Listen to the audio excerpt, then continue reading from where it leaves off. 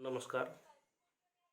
मी संतोष सकनूर, जिल्हा परिषद उच्च प्राथमिक शाळा कावी, तालुका जिंतूर येथील शिक्षक आहे.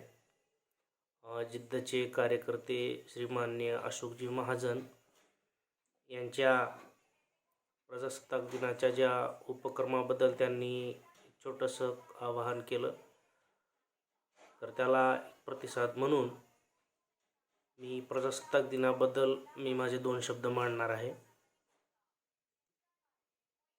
खूप चांगला उपक्रम यावेळेस त्यांनी निवडलेला आहे. प्रजासत्ताक दिन आपण स्वातंत्र्यापासून आजपर्यंत साजरा करत आलेलो आहोत. परंतु या दिनाबद्दलची जी काही योग्य माहिती आहे ती बहुतांशी लोकांना पूर्णतः त्याची जाणीव नसते. कारण इतिहासामध्ये जर डोकावून पाहिलं तर आपण म्हणतो की भारतीय संविधानाची जी स्वीकृती झालेली आहे 1949 साली, तिथून प्रजासत्ताक दिन प्रत्येक साजरा करत आलेला आहे. परंतु त्याचा इतिहास जर आपल्याला पाहायला गेलं तर आपल्याला 1919च्या जो मॉन्टेग्यू चेम्सफोर्ड कायदा आहे तिथून त्याची सुरुवात होते. कारण भारत सरकारने म्हणजे त्या काळच्या इंग्रज सरकारने भारताला टप्प्याटप्प्याने काही अधिकार देण्यासाठी काही कायदे बनवले होते. तर त्या 1919चा जो मॉन्टेग्यू चेम्सफोर्ड कायदा आहे त्या कायद्याची अंमलबजावणी कशा प्रकारे होते याचा अभ्यास करण्यासाठी जॉन सायमन यांच्या अध्यक्षतेखाली एक कमिशन भारतात पाठवलं. तर त्या कमिशनला भारतातील संपूर्ण नेत्यांनी विरोध केला. त्याचं कारण की संपूर्ण गोरे लोक भारताचं काय मूल्यमापन करणार. कारण त्यावेळेस मोतीलाल नेहरू, रासबिहारी बोस अशा अनेक नेत्यांनी भारताच्या संपूर्ण स्वराज्याची मागणी केली होती आणि भारताला एक स्वतंत्र राज्यघटना, स्वतःचा कायदा आम्हाला करायचा आहे आणि त्यांनी केला होता. मोतीलाल नेहरूंनी एक मोठी राज्यघटना तयार करून ती इंग्रजांना सुपूर्द करण्यात आली होती, अशी मागणी केली होती. परंतु सायमन कमिशन येऊन भारतीय स्थिती पाहून जाणार हे काही त्यांना पटलं नाही आणि मग सर्व भारतामध्ये सायमन कमिशन परत जा अशा प्रकारचे निषेध मोर्चे काढण्यात आले. त्यामध्ये लाला लजपतराय यांचा मृत्यू देखील झालेला आहे. परंतु सरकारनं भारतीय नेत्याचं काहीच ऐकलं नाही आणि सायमन कमिशननं आपला रिपोर्ट सुपूर्द केला आणि त्या रिपोर्टवर चर्चा करण्यासाठी 3 गोलमेज परिषदाचं आयोजन लंडनमध्ये करण्यात आलं.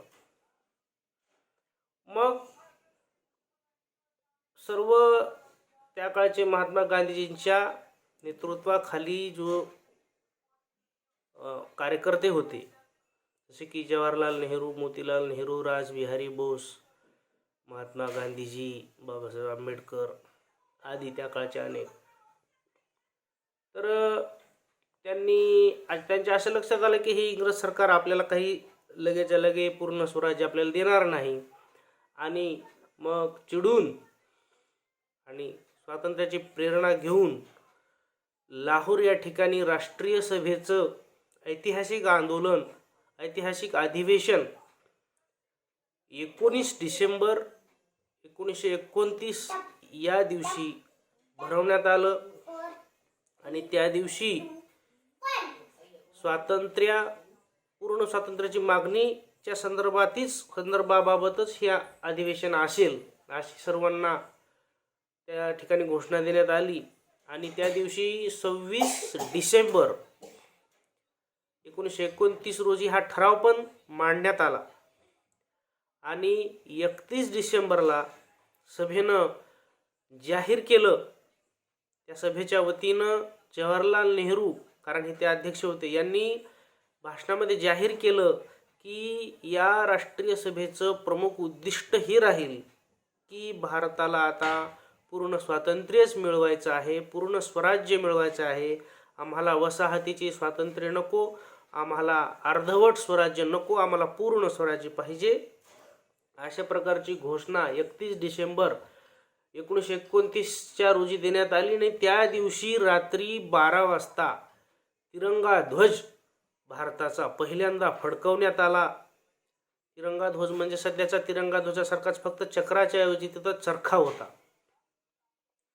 आणि त्या दिवशी हे ठरलं की जसं राष्ट्रीय सभेनं हे इव्हेंट सादर केला, तसा संपूर्ण भारतात येणाऱ्या 26 तारखेला म्हणजे 26 जानेवारी 1930 रोजी संपूर्ण भारतामध्ये आपण हा इव्हेंट साजरा करणार आहोत.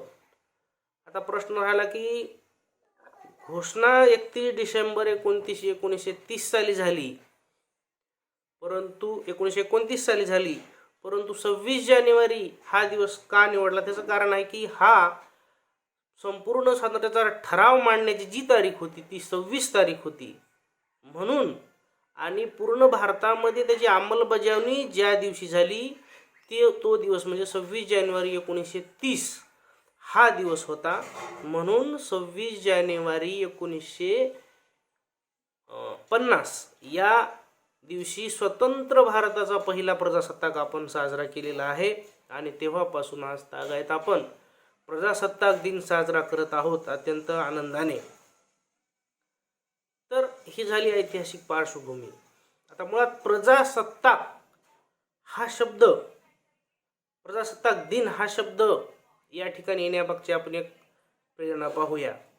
कारण त्यावेळी भारतावर इंग्रजांचं राज्य होतं. 1856 पासून इंग्रजांचं राज्य म्हणजे इंग्रजांचं नव्हतं, तर इंग्रजांच्या महाराणीचं राज्य होतं. कारण इंग्रज ब्रिटनचे होते आणि ब्रिटनवर तिथला जो प्रमुख असतो, सर्वोच्च पदावरचा व्यक्ती, ती असते राणी, इंग्लंडची महाराणी. आणि भारतीय जे काही क्रांतिकारक होते, भारतीय स्वातंत्र्य लढ्यातले जे नेते होते, त्यांना अशी राजेशाही पाहिजे नव्हती. त्यांना जनतेचं साम्राज्य पाहिजे होतं. आणि जनतेचं म्हणजेच गणाचं राज्य, प्रजेचं राज्य, प्रजेची सत्ता असलेलं राज्य. म्हणून त्या वेळेला हा प्रजासत्ताक अशा प्रकारचा शब्द निवडण्यात आलेला आहे. गणराज्य हा शब्द निवडण्यात आला आहे, त्यालाच इंग्रजीमध्ये रिपब्लिक असं म्हणतो. आणि या शब्दामागची प्रेरणा पहा. प्रजासत्ताक म्हणजे प्रत्येकाची सत्ता असलेलं राज्य, प्रजेची सत्ता असलेलं राज्य, असा एक विशिष्ट भूभाग, असा विशिष्ट देश जिथं प्रजेचं राज्य आहे. अशा प्रकारे आपण त्याला प्रजासत्ताक म्हणू शकतो. कारण बघा, प्रजासत्ताक म्हणजे प्रजेचं राज्य. आणि बघा, आपली जिथं सत्ता असते, आपली जिथं मालकी असते, ही गोष्ट ज्यावेळेस कळते, आपली विशिष्ट एखाद्या ठिकाणी ज्यावेळेस आपली मालकी आहे, ती गोष्ट आपल्याला कळते. म्हणजे ती वस्तू आपली आहे असा त्याचा अर्थ होतो. माझ्या घराची जागा ही माझी आहे, तिचा मालकी हक्क माझ्याकडे आहे, म्हणून मी माझ्या त्या जागेबद्दल अत्यंत काळजी घेतो. त्या जागेबाबत अत्यंत चांगल्या पद्धतीने मी तिथं वर्तन ठेवतो. जसं की माझं घर असेल, माझं शेत असेल, माझा परिसर असेल, माझ्या मालकीचा जो परिसर असेल, तो परिसर आपण स्वतःचा समजून किती काळजीने वापरतो. तसं मग प्रजासत्ताक म्हणजेच आपण प्रजा आहोत या भारताची. आणि मग हा भारत देश प्रजेचा आहे. आणि प्रजेचा घटक मी सुद्धा एक गण आहे या देशाचा, आणि गणाचं राज्य इथं आहे. म्हणून हा देश माझा आहे. म्हणून आपण प्रतिज्ञेमध्ये दररोज म्हणतो, भारत माझा देश आहे, आमचा नाही, माझा वैयक्तिक. म्हणून या प्रजासत्ताक दिनाच्या दरवर्षी साजऱ्या करण्यामागे मला हा पण एक हेतू वाटतो की आपण हा देश माझा आहे याची जाणीव करून देणारा हा क्षण आहे, हा इव्हेंट आहे. आणि मग माझा देश म्हटल्यावर माझ्या देशाबद्दल मी कसं वागलं पाहिजे, माझ्या देशाबाबत माझे काय कर्तव्य आहेत, याची जाणीव आपल्याला राज्यघटनेने सुद्धा करून दिलेली आहे.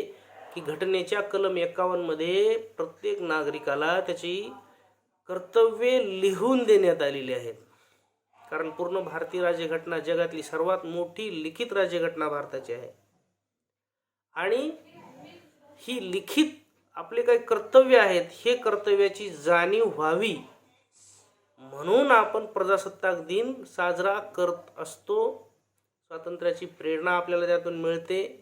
ज्या महत्प्रयासानं अनेक प्राणांची आहुती दिल्या गेलेल्या या स्वातंत्र्याची किंमत आपल्याला या प्रजासत्ताक दिनाच्या निमित्तानं किमतीची जाणीव झाली पाहिजे, असं मला या क्षणी बोलावं वाटतं.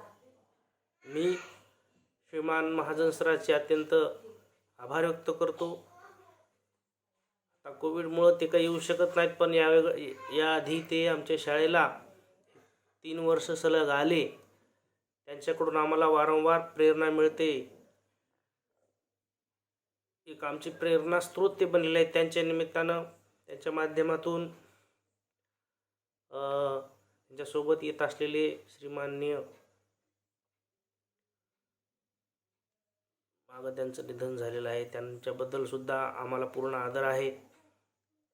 त्यानंतर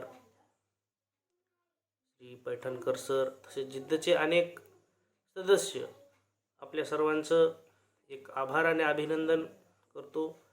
खूप छान छान या संस्थेच्या माध्यमातून छान उपक्रम होतात. ग्रुपच्या माध्यमातून मला अनेक गोष्टी समजतात आणि एक आनंदी पद्धतीने कसं जगलं पाहिजे अशी एक वारंवार प्रेरणा देणारा असा ग्रुप आहे. आणि मला भाग्य वाटतं की मी या ग्रुपचा सदस्य आहे. सर्वांचे धन्यवाद. धन्यवाद महाजन सर.